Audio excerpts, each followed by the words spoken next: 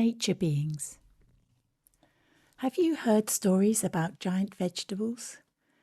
Did you know that there are gardens where giant cauliflowers, pumpkins, and cucumbers grow? And do you know that this happens because of a cooperation between particular levels, one that is no longer common in many places in the world, at least not in our area of the world? All our lives, we do things on the physical plane without knowing that subtle levels are also involved. This includes our gardens, the forests, and the meadows.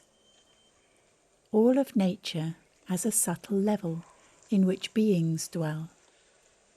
We call these beings elemental beings or nature beings. Dwarfs, elves, fairies, gnomes, and dryads. Most of the time we forget about them, but the fact is we need them. Because we've forgotten how to perceive them, and because for some people still today, stones are lifeless, animals have no soul, and trees are only there to supply us with wood and certainly have no feelings, we're in the process of completely displacing elemental beings in many places. When I drive through the countryside, I often see forests, but unfortunately, some of them are no longer forests, but accumulations of mikado sticks. The old trees have been felled, and only small, spindly tree trunks remain. And these are now our forests. No wonder the elemental beings are retreating. Nature beings notice when a person has an open heart, when they are conscious, and when they know that nature beings exist, and this makes them happy. They need us, and we need them.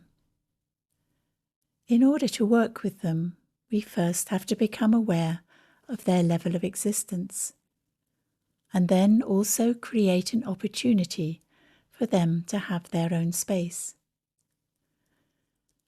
I know people who have made certain agreements with nature beings.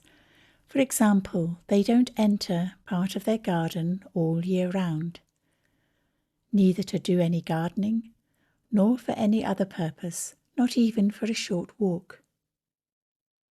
That means that the elemental beings have a place where they can simply be, where they can be certain that no other influences will affect their work.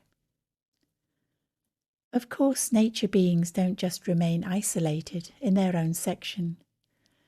They can also help to make things grow in the garden, and they can give us a deeper view into nature.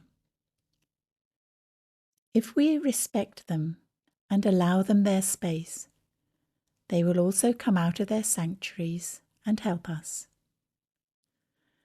Elemental beings only retreat if their living environment is threatened, if we destroy their space.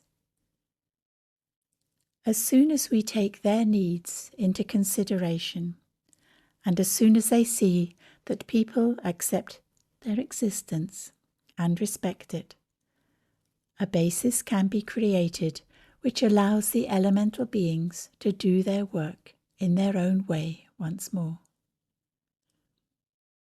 Have you ever looked at a tree and seen a face or a kind of person in it? Do you know those mountains that look like faces? If you see something like that, you may just then be seeing an elemental being. Because every mountain, every lake, has consciousness as well. I would like us to open our consciousness much more to an awareness of elemental beings. We need them just as much as the earth does.